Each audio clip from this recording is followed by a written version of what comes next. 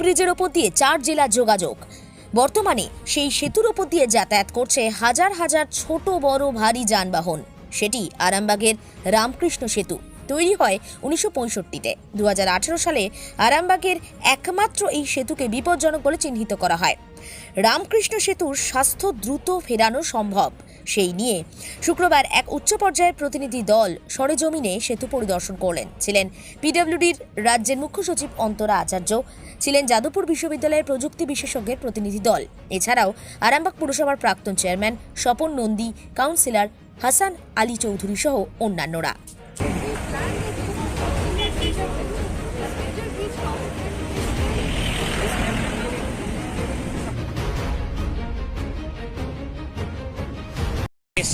Basically আমাদের এই ব্রিজটা একটু ডিস্ট্রেস কন্ডিশনে মনে হচ্ছে বলে আমরা এটা গুরুত্বপূর্ণ ব্রিজ আপনাদের আরামবাগে, তো এটা যাতে এখন ইমিডিয়েটলি যা যা নেসেসারি স্টেপস নেওয়া সেটা যাতে নেওয়া হয় আর কোনো গাফিলতি না হয়, তাই জন্য শুধু আজকে পিডব্লিউডি আজকে প্রথম না, আমরা অনেকদিন ধরে এটা অবজারভেশনে রেখেছি। আজকে যাদবপুর ইউনিভার্সিটি থেকেও আমাদের টেকনিক্যাল এক্সপার্টসরা এসেছেন এবং আমরা খুব তাড়াতাড়ি এটাকে কিভাবে আমরা কারেক্টিভ মেজার নেব, রিপ্লেসমেন্ট এটাতে বেয়ারিংয়ের কিছু সমস্যা হতে পারে সেগুলোর মেথোডোলজি আমরা আজকে ফাইনালাইজ করার জন্য আজকে আমরা দেখার জন্য ব্রিজটা কবে কি ব্রিজটা সম্পূর্ণ হবে? একটি তো ব্রিজের দাবি ছিল এখানে। এই কাজটা এই ব্রিজটা আপনাদের 1966-এর তৈরি ব্রিজ।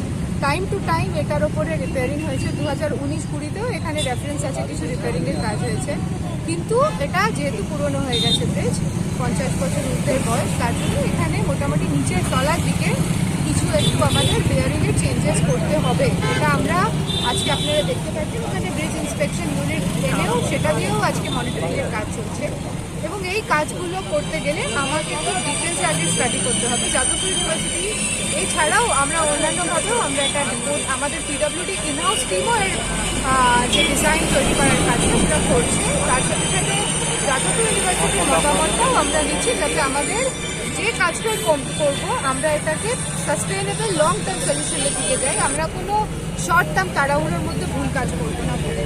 অ্যাজ অফ নাও যেটা আমরা করছি যে ইমিডিয়েটলি এখানে কিছু হয়তো ট্রাফিক রেস্ট্রিকশনস করতে হবে, আমার যখন বেয়ারিংয়ের কাজ হবে হয়তো কিছু ট্রাফিক ডাইভারশন করতে হবে যাতে পাবলিককে মিনিমাম ইনকনভিনিয়েন্স দিয়ে যত তাড়াতাড়ি সম্ভব ব্রিজটাকে আমরা পুনরুদ্ধার করতে পারি সেই দিকেই আমাদের চেষ্টা থাকে। ম্যাডাম আপনার পরিচয়, নামটা সেক্রেটারি পিডব্লিউডি অন্তরা আচার্য।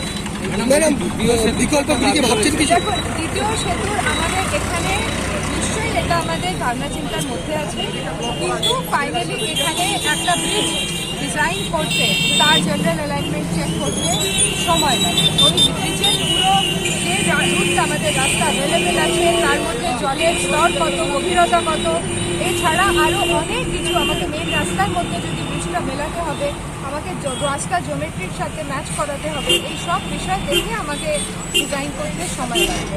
সেটা করা আমাদের ইমিডিয়েটলি হবে না, ওটা করতে, কিন্তু হ্যাঁ আমরা সেটাও দেখব এবং আপনারা দেখতেই পাচ্ছেন এটা একটা মেজর ব্রিজ ক্যাটাগরিতে বলছে, এটা মাইনার ব্রিজে না। এটা করতে গেলে একটা অনেক বড় একটা আর্থিক ইনভলভমেন্টও থাকবে, তো সেই সিদ্ধান্ত সরকার নেবে। পুরো ব্রিজের প্রেজেন্ট ব্রিজ যখন রিস্টোর হয়ে যাবে এর আমরা কীরকম দিন কতদিন এটা চালাতে পারবো, তার সাথে সাথে নতুন ব্রিজের বানাতে কী জটিলতা, কত সময়, কত খরচা, এগুলো দেখে সরকার সিদ্ধান্ত। প্রতিনিয়ত তো গাড়ির চাপ বাড়ছে, তাহলে কি ব্রিজের ভার বহন ক্ষমতা কোনোভাবে কমেছে বলে?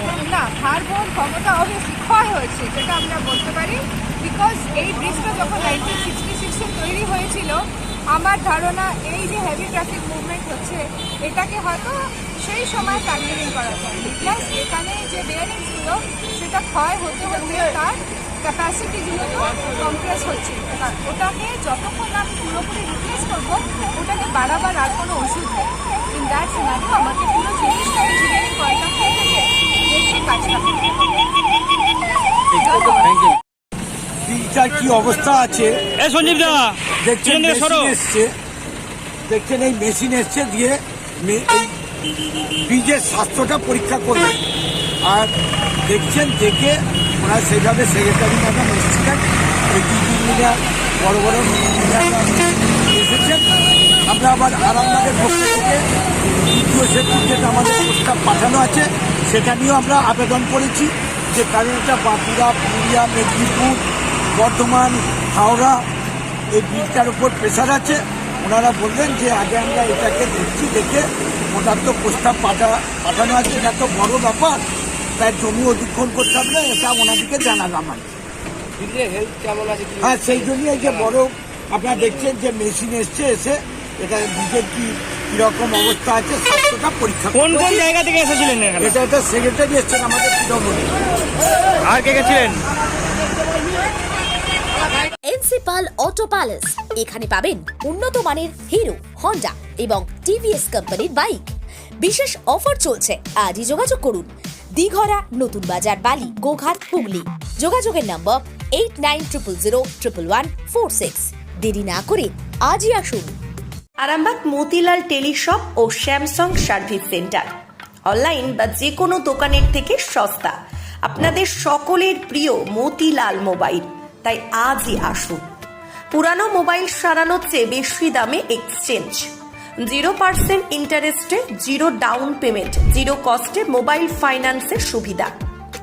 আমাদের ঠিকানা পুরাতন বাজার, আরামবাগ হেডপোস্ট অফিসের বিপরীতে, আরামবাগ, হুগলি। আমাদের যোগাযোগ নাম্বার 7001304430।